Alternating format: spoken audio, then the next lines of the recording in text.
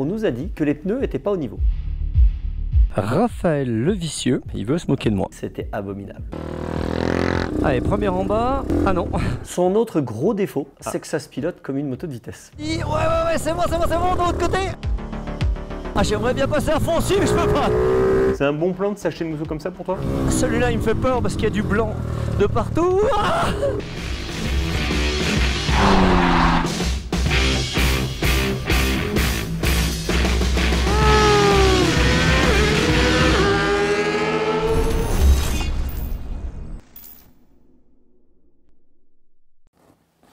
MXGP Dorna, c'est parti.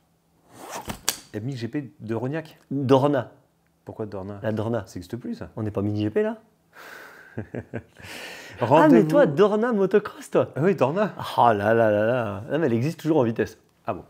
Tu veux qu'on refasse le lancement? Non, fou, il est bien. C'est vrai. Ils nous diront dans les commentaires si c'était nul ou pas, ta mère. Tu sais Ouais. qu'ils laissent rien passer. Hop, hop, hop, hop. Déjà, j'ai pas encore vu les résultats sur la moustache là. Tu crois? S'il y a eu des commentaires sur les premières vidéos moustache ou pas, je me laisse moustache. Ouais, ça te va bien. Merci. Il y a un petit côté Magnum, il manque la Ferrari. C'est quand je fais ça. Alors attends, c'était une Testarossa ou une F40? C'était pas une F40, c'est sûr, et c'était pas une Testarossa non plus. Ah bon. Alors dites-le dans les commentaires, quel était le Moi, je modèle sais de ce la que c'est, Ferrari mais je vous le dirai pas. de Magnum? Tan, tan, tan, tan, tan.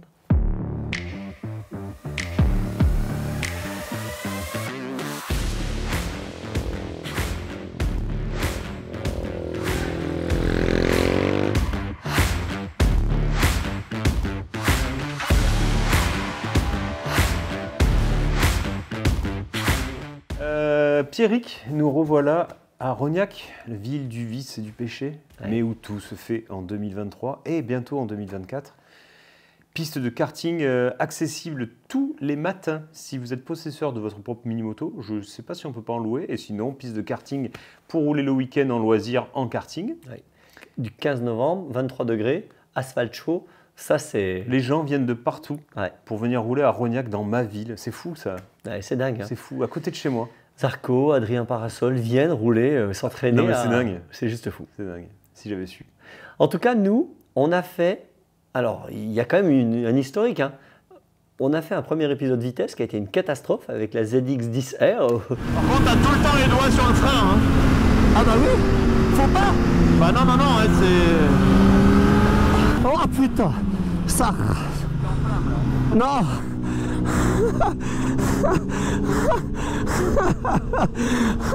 Où j'étais Oui. paralysé de peur de la faire tomber. Voilà, et on s'est dit, Pierrick, on va prendre les bases. On reprend les bases. Alors la base, c'est le mini GP. On a fait un joli reportage sur l'équipe de Kenny Forêt.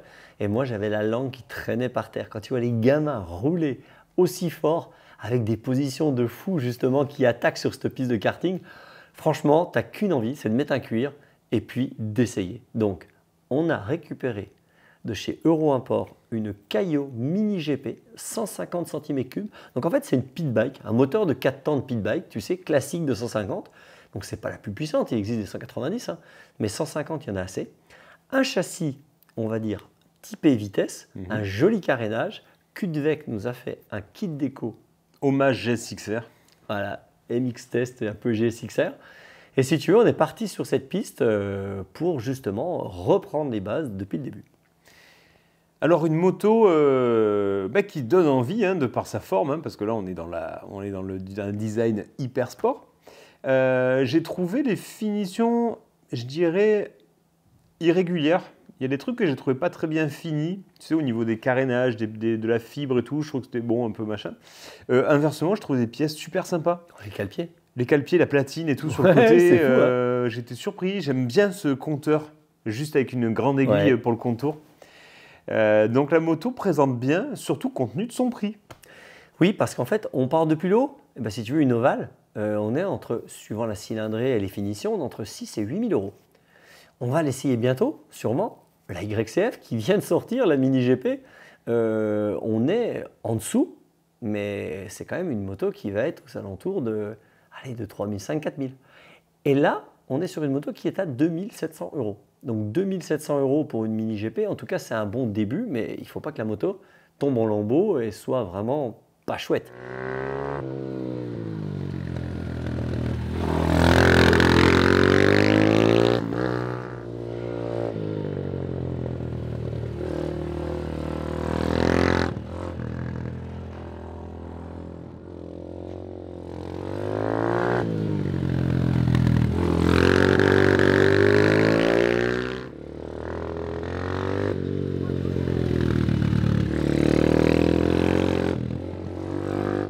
Là, il y a une fourche inversée, tu Ouais. l'as vu. Ouais. Alors, on nous a dit, parce qu'on n'y connaît encore rien, on va progresser. On va devenir des tueurs. Des pistards. Non mais Adrien Parasol, Bader, planquez-vous. Je peux vous le dire. Bref, on nous a dit que les pneus n'étaient pas au niveau. C'était des Ouais. pneus CST chinois. Et si tu veux, si tu mets, apparemment, il y a une autre marque, des pneus qui... Tout le monde met ça. Ouais. Et avec ça, c'est beaucoup mieux. Mais malgré tout, évidemment, elle ne peut pas être parfaite partout. Mais nous, on a eu zéro souci. Pas Zéro de problème souci. de frein avant, Non. pas de problème de frein arrière. Le moteur, j'ai jamais changé de vitesse. Ouais, donc c'est suffisant pour une pratique. Ah, mais je me mets en 3, il y a assez de coups pour prendre des virages. Elle monte assez haut dans les régimes en ligne droite. Donc c'est la moto la plus simple qui existe. Alors on est sur le pit bike là. Moi, il n'y a qu'un truc qui m'a gêné. Alors moi, je ne l'ai pas essayé, mais en tant que, je dirais que spectateur, le bruit. Le bruit m'a gêné. Ce que je déplore un peu, si tu veux, c'est que je me rends compte quand même que globalement, je vais quand même généraliser. J'ai l'impression quand même que les marques chinoises, tu sens qu'elles n'ont pas la préoccupation du bruit.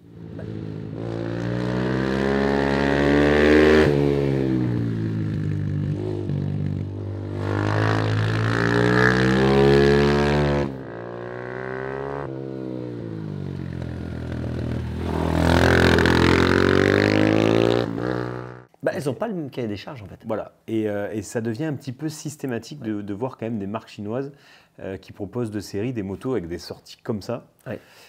Donc je pense que ce serait bien que, alors je ne sais pas moi, hein, si c'est à l'importateur de jouer le jeu, de fournir De avec proposer un réducteur. de proposer systématiquement un réducteur qu'ils installent eux-mêmes, ou au moins qu'il se soit disponible, tu sais, en accessoire, Ouais. je ne sais pas, mais il y a un petit truc à faire, je pense, parce que ça devient un peu systématique.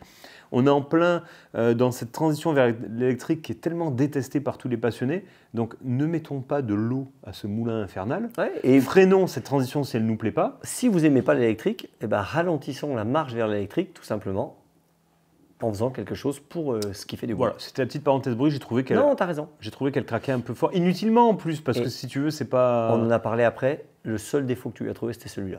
Ah oui, moi, alors, en tant que spectateur, Ah ouais. et à te voir faire, ouais, j'ai trouvé que c'était le seul truc. Je me dis, putain, voilà. Son autre gros défaut, c'est que ça se pilote comme une moto de vitesse. Ça emmerde. Ah, mais quel défaut! J'allais dire, j'aurais aimé étendre la jambe, mais je l'ai fait. Ouais. Tu m'as fait faire une GoPro vicieuse en disant, Pépé, La première. comme c'est ta première fois, le premier tour, je le veux en GoPro. Raphaël Levicieux a demandé à ce que je fasse une GoPro pour mes premiers tours de roue sur cette moto minuscule, sur un circuit de karting qui est loin, loin, loin de mes ornières, de mes trous et de mon sable préféré. Bref, il veut se moquer de moi. Alors, j'ai quand même négocié qu'il y ait quand même une GoPro à la fin quand même, si j'y arrive un peu mieux. Pour l'instant, on va voir ce que ça donne. Faut déjà chauffer les pneus. Allez, première en bas. Ah non. Allez, moto de vitesse. Alors, apparemment, il n'y a pas les meilleurs pneus du monde dessus. On va essayer de ne pas faire le con. Hein. Voilà. Alors, moi, je rétrograde évidemment. Je rétrograde. Alors, pour les vitesses, je peux vous dire qu'il va falloir un peu de temps. Hein. Pour me positionner sur la moto aussi. Allez, pneus froids. J'ai envie de tendre la jambe. J'ai tendu la jambe. Alors par contre, là ça marche autrement. Hein. Voir. Alors on sort de l'épisode de la 50 Sherco. Putain oui, on sent le pied quoi. Donc du coup, au niveau de la puissance, c'est pas la même. Ouais, là c'est vraiment plus puissant. Ouais. Alors avant d'avoir fait confiance aux pneus, je peux vous dire qu'il va se passer du temps. C'était abominable. Pour avoir les réactions à chaud, quoi. Mais oui, t'imagines, 30 ans de pratique de tout-terrain, j'avais qu'une envie, c'est je me suis revu sur la ZX-10R. Alors justement, est-ce que c'est comparable? Ah ben c'est complètement comparable, c'est la même chose. Tu arrives dans les virages, tu es tout sur l'avant, tu as l'impression d'être près du sol alors que j'imagine que ma tête était à 2 mètres de haut. Ouais. Hein, je n'étais pas du tout Ouais, le coude ouais. par terre, Non, donc non. j'étais pas près du sol. Mais tu as l'impression d'être près du sol comparé à une moto de cross, avec toutes les Ténéré, les Aprilia Touareg que tu me fais essayer, et je suis encore plus haut d'habitude. Donc là, j'avais l'impression d'être trop bas. La position, les pieds sont trop en arrière. c'est enfin, le centre de gravité, il n'est pas au bon endroit. Et puis surtout, tu ne peux pas mettre d'angle. L'asphalte, tu as vu comme il est lisse? Ouais. Tu as l'impression que ça va glisser de partout. Mais quelle idée d'avoir ce pilotage vitesse. Puis après, tu te dis que tu n'auras pas le choix. Tu ne vas pas pouvoir tendre la jambe, tu ne vas pas pouvoir faire ce que tu veux. Donc tu te remets un peu plus bas, tu te recules, comme l'avait dit Lucas Mayas, tu te recules sur la selle, tu baisses un petit peu les coudes. Et puis, si tu veux, bah, tu vas doucement, doucement avoir confiance. Alors, tu mets un peu plus d'angle, un peu plus d'angle, un peu plus d'angle. Allez, après 3 galops d'essai, ça frotte le genou à droite. Alors on le frotte pas, voilà maintenant. Par contre, voilà, je joue pas assez avec les vitesses. Hein. Là, j'essaye de viser la corde plutôt que de mettre le genou. Là, pareil. Alors les gamins avec les ovales, ils font 3-4. Ah.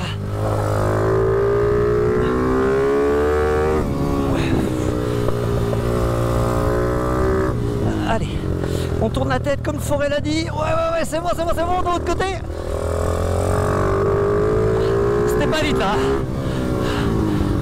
Là, c'était pas vite. Allez, on reste à gauche, sur la selle. Allez, on tourne la tête, on reste le frein jusqu'au milieu du virage. Oh, c'était large ça.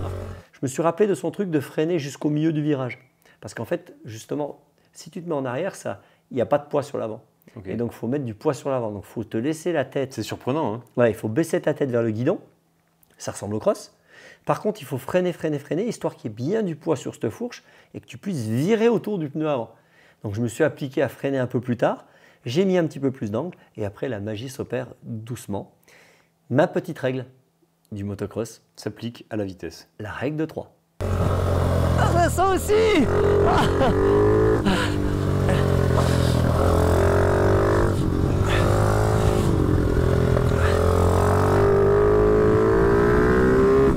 Ah, j'aimerais bien passer à fond aussi, mais je peux pas. Allez, un bon freinage. On se pose. Ouais.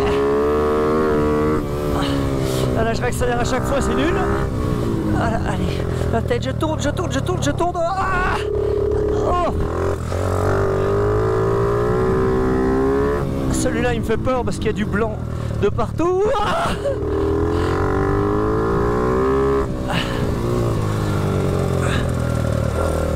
Allez. Bah, il n'y a encore pas le coude par terre, je peux te le dire.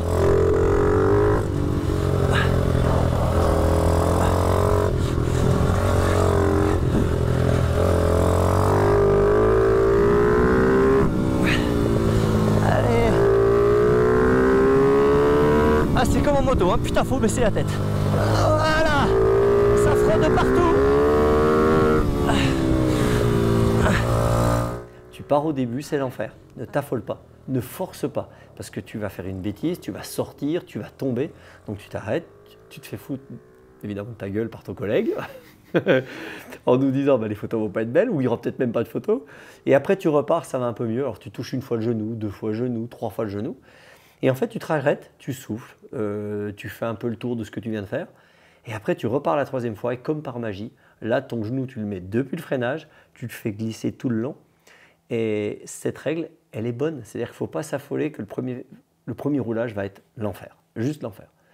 En tout cas, au niveau de la moto, ce que je sais, c'est qu'à la fin, j'ai commencé à rouler aussi vite, quasiment, hein, que la supermotard Sherco, qui était faite le même jour.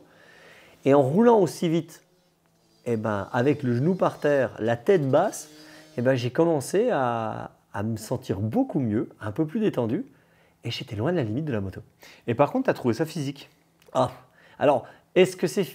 Ouais, j'ai trouvé ça physique parce que j'utilise jamais ces muscles, parce que je suis tendu comme un string du début à la fin. Le freinage, j'ai peur. Le virage, j'ai peur. L'accélération, j'ai peur. Donc, c'est le fait d'être tendu, en fait. J'imagine que les gamins, ils sont les mains ouvertes. Je suis même étonné de ne pas avoir eu mal au bras, tu sais. Ouais. Non, en fait, c'est les épaules. Et le fait que les genoux soient recroquevillés comme ça, si tu veux, tu sais, tu as des tensions dans les genoux au début, mais j'imagine que ça se fait, j'imagine que tu te relaxes. Non, la difficulté, c'est qu'il y a une limite à trouver. Et je peux te dire que même sur une 150 mini GP, j'étais à combien au maxi en vitesse? Je sais pas, 70, 60 De l'extérieur, ouais, j'aurais même pas dit ça. Moi. Ouais, voilà. Et ben tu sais quoi, il faut une sacrée paire de coronets pour rentrer dans un virage et puis de se dire, allez, je vais chercher la limite du pneu arrière et du pneu avant. C'est vraiment pas drôle. Mais j'espère qu'on va continuer sur cette chaîne. On a plein d'autres mini-GP à essayer, et puis des plus grosses ensuite. Et j'espère que toi, comme moi, on va y arriver petit à petit, parce que ça doit être sympa de voir le pneu avant qui part doucement, le pneu arrière que tu te dis, ah, je suis à la limite, chercher la petite trace. Franchement, Zarco roule sur ce circuit. Alors, il n'a pas le meilleur temps, parce que c'est les petits gamins du mini-GP qui vont le plus vite. Il roule en 36, et moi, j'étais il roule en 36-37. C'était en 45, toi. Et moi, j'étais en 46. 47. 47. Donc, je suis à 10 secondes. Donc, ça veut dire que… 10 secondes. Alors, c'est beaucoup. Et je pense que les 5 premières secondes, je vais vite les rattraper. Ouais. Ça sera assez vite pour moi de redescendre en 42. Par contre, après, Et après, c'est… les 5 dernières. Puis, je ne te parle pas des 5 derniers dixièmes. Alors là, c'est juste tu n'y arrives jamais. Mais tu vois, il y a ce côté qui est très sympa. La moto coûte rien. Alors, du coup, quelqu'un qui débute comme tu l'as fait, toi, qui vient pour la première fois, c'est un bon plan de s'acheter une moto comme ça pour toi? Bah, écoute, je connais un ami qui rêve de faire de la piste. Mhm. Hein? Eh ben, la piste, elle en fera. Mais si elle veut profiter de son premier stage de piste, de la première fois qu'elle va monter sur… Enfin, c'est un ami, hein, qui va monter sur une R6 ou une R7 ou une R1, eh ben, si cette personne qui habite à Rognac veut kiffer, je pense que 3 fois de mini-GP faudrait qu'il aille. au karting, tu vas t'embêter. Hein. Tu es trop grand, c'est évidemment un peu antinomique. Mais tu sais, comme quelqu'un qui monte pour la première fois sur une pit bike. Ouais. Tu vois ce que je veux dire? Oui, complètement. Ouais. Mais sauf qu'une fois que tu as fait 3 fois de pit bike, tu es d'accord avec moi, quand tu montes sur une moto de cross, bah, au moins tu sais maîtriser, tu gères un petit peu. Alors si tu veux kiffer, mon Raphaël, le jour où tu vas aller sur une vraie piste, parce qu'en plus tu iras sur mon Castellet, toi. Oui, mais pas sur la grande piste. Ouais, mais si tu veux kiffer à Alès, honnêtement, fais au moins 3 journées, 3 matinées de mini-GP. La première, tu galères, règle de 3. La deuxième journée, tu vas te faire plaisir. La troisième journée, tu vas me dire, Pépé, une 44, bonne chance. C'est sûr, c'est certain. Et d'ailleurs, on le voit, hein, nos amis de Highside, tu as vu quand ils font leurs épisodes où ils font rouler des stars ou alors des amateurs. Oui, ils commencent par les petites motos toujours. Ils commencent par une petite moto. Le dernier épisode qu'ils ont fait, All Tars, ils ont fait donc 125, si je ne me trompe pas, 400 avant de toucher une 600. Donc, ouais, vraiment, je t'invite à prendre cette mini. Là, je la laisse ici, je la laisse au karting là-bas, et essaye. Il faut qu'on trouve un cuir.